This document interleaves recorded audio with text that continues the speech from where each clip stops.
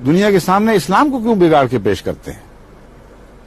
اپنے نفس کے بغض اور کینے نکالنے ہیں اور اپنی دشمنی کے لیے قتل کے بہانے ڈھونڈنے ہیں، تو میرے آقا و مولا کی تاریخ سے تو آپ کو یہ بہانے نہیں ملیں گے، انبیاء کی تاریخ سے تو آپ کو یہ بہانے نہیں ملیں گے۔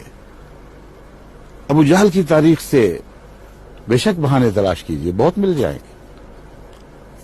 نمرود کی تاریخ سے آپ کو بہت بہانے مل جائیں گے، فرعون کی تاریخ سے آپ کو بہت بہانے مل جائیں گے، مگر نہ محمد صلی اللہ علیہ وآلہ وسلم کی تاریخ سے ملیں گے، نہ موسیٰ کی تاریخ سے، نہ ابراہیم کی تاریخ سے۔ بس جو کچھ انہوں نے ڈھونڈا ہے، مجھے علم ہے کہ کہاں سے ڈھونڈا ہے، سارا قرآن اس پر گواہ کھڑا ہے کہ کہاں سے انہوں نے یہ عذر تلاش کیے ہیں۔ لیکن میری التجا یہ ہے کہ خدا کے واسطے اللہ اور رسول کو بدنام نہ کرے، اسلام کی پاکیزہ اور عظیم تعلیم کا حوالہ مت دیں، حوالے ان کے دیں جن کے یہ کردار تھے، جن کا یہ اسلوب تھا، جو اس اسلوب کے ساتھ ہمیشہ رہے، اور پھر اسی اسلوب کے ساتھ خدا کی تقدیر سے مٹا دیے گئے اور صفحہ ہستی سے نابود کر دیے گئے۔ بس تم کیوں اپنے مٹنے اور اپنی نابودی کے سامان کرتے ہو؟ اللہ سے ڈرو، اسلام کی پاک تاریخ کو نہ بگاڑو، کیونکہ تقوی شعاری سے کام لیتے ہوئے تمہارا فرض ہے اسلام کی طرف منسوب ہوتے ہو، اس لیے تمہارا فرض ہے۔ دل میں جو کچھ ہے اللہ بہتر جانتا ہے، مگر اسلام کی طرف منسوب ہوتے ہو، محمد رسول اللہ کی طرف منسوب ہوتے ہو، اس لیے اسلام کے پاک مذہب کو بدنام نہ کرو، محمد رسول اللہ کی پاک سیرت کو بدنام نہ کرو، اور دل کے بوجھ اپنی طرف منسوب کرو یا اپنے جیسوں پہلوں کی طرف منسوب کرو، مگر خدا کے پاک بندوں کی طرف منسوب کرنے کا تمہیں کوئی حق نہیں ہے۔ دیکھو، ان پاک لوگوں کی طرف منسوب ہونے سے ہی بہت بڑی بڑی ذمہ داریاں پیدا ہوتی ہیں۔ ایک بچہ شرارت کر رہا ہو، اس کو بعض دفعہ اگر اچھے انسان کا بچہ ہو تو گلیوں میں لوگ تانا دیتے ہیں کہ دیکھو تو اسے کس باپ کے بیٹے ہو، اور بعض دفعہ اسی حوالے سے وہ کٹ جاتا ہے۔ مگر دنیا کا کتنا ہی بڑا، کتنا ہی معزز باپ کیوں نہ ہو، محمد رسول اللہ کے مقابل پر تو اس کی کوئی بھی حیثیت نہیں۔ بس میں تمہیں اس آسمانی باپ کا حوالہ دیتا ہوں جس سے بڑا مقدس باپ کبھی پیدا نہیں ہوا، کہ اپنے کردار کو اس حوالے سے درست کرو۔ ساری دنیا میں اسلام کی ایک بھیانک تصویر بن رہی ہے، اور بنا کون رہا ہے؟ وہ لوگ جو دنیا کی نظر میں اسلام کی طرف منسوب ہو رہے ہیں۔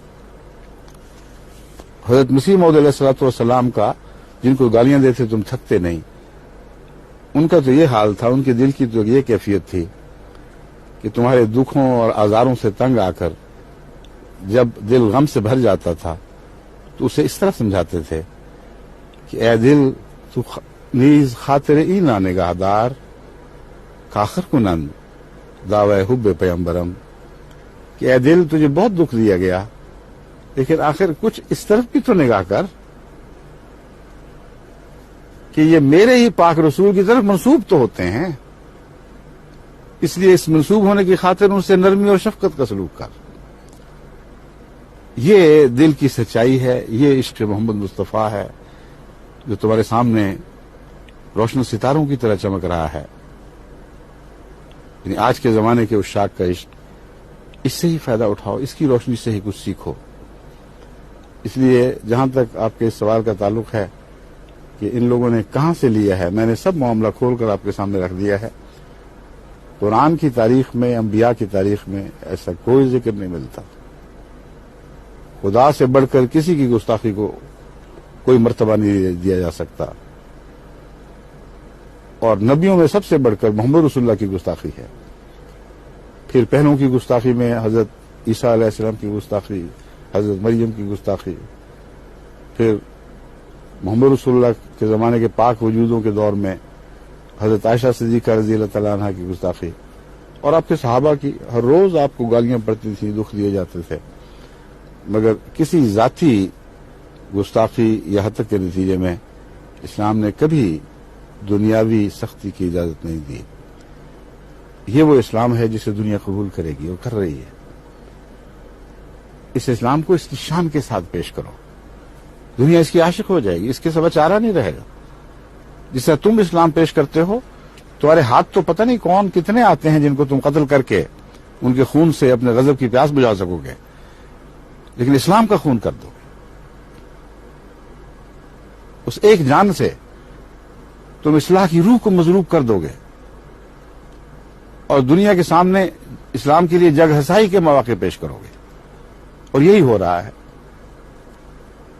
जहां तक असली नीयत और कुनों का ताल्लुक है, अमर वाक़या ये है कि ये लोग जानते हैं, इनकी मजालिस में ये फैसले हुए हैं कि ये कानून दर हकीकत और शाख रसूल हजरत मोहम्मद मुस्तफ़ा सल्लल्लाहु अलैहि वसल्लम के सच्चे पाकबाज जानिसार उशाक यानी अहमदियों के लिए बनाया जा रहा है। यही इनके मशवरे असम्बलियों में हुए, यही इससे पहले ज़िया के दरबार में जाकर बातें की जाती थीं। गर्जी के ये सब कुछ हुआ, ये जानते हैं और सारा मुल्क जानता है। किसी मजीद सबूत की जरूरत नहीं, हवाले भी पेश किए जा सकते हैं, मगर ये ऐसी जाहिर व बाहर सदाकत है कि अहमदियों को जो उशाक रसूल हैं, गुस्ताख रसूल पर कत्ल करने के लिए इनकी जान मचल रही है, बेकरार बैठे हैं। इसलिए अगर गुस्ताखी का तो सवाल ही कोई नहीं, वो तो इनके हाथ आए तो क़यामत बर्पा हो जाए, वो तो है ही नहीं, नामुमकिन है। एक अहमदी बेहतर इसको ज्यादा पसंद करेगा कि खुद हलाक हो जाए, उसकी जान माल उसके सामने जाया हो जाए, उसके बच्चे उसकी आंखों के सामने ज़िबा किए जाए, मगर वो मोहम्मद रसूलुल्लाह की गुस्ताखी पर किसी कीमत पर आमादा नहीं हो सकता। वो तो आशिक है, वो तो अपने इश्क के सबूत पेश कर रहा है। और कौन है जो मोहम्मद रसूलुल्लाह कहने की जुर्म में गलियों में घसीटा जाता है और पथराव किया जाता है और मारा जाता है और अदालतों में पेश किया जाता है और कैदों की सजा उसे मिलती है? उन्होंने तो अपने दीन को सच्चा साबित कर दिखाया। तुम पर अब है इस बात की जिम्मेदारी कि इन बातों को सुनो और गौर करो, अपने इश्क रसूल को भी सच्चा कर दिखाओ। मगर अफसोस कि ऐसा नहीं। हकीकत यह है कि अहमदी इस मैदान में खुली कुर्बानियां पेश करते चले जाते हैं, फिर भी तुम्हारा सीना ठंडा नहीं हुआ। फिर तुमने सोचा कि अब शायद मौत की सजा है जो इन्हें मोहम्मद रसूलुल्लाह के इश्क से और इसके ऐलान से बाज रख सकेगी। मगर मैं आपको बताता हूं कि एक अहमदी भी किसी मौत के खौफ से इस पाक रसूल के दामन से अलहदगी इख्तियार नहीं करेगा। इसके कदमों पर उसके हाथ हैं, इसके कदमों पर उनके सर हैं। इन कदमों में वो हाथ काटे जा सकते हैं, इन कदमों में वो सर तन से जुदा किए जा सकते, मगर मोहम्मद रसूलुल्लाह के इश्क से उनके दिलों को जुदा नहीं किया जा सकता।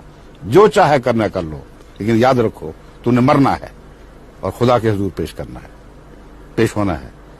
अल्लाह ताला तुम्हें अक्ल दे और समझाए। बस यही है वो आज का मजमून, जिस पर जहां तक मुझे जो कुछ याद था मैंने आपकी खिदमत में पेश कर दिया है। इन लोगों के लिए दुआ करनी चाहिए।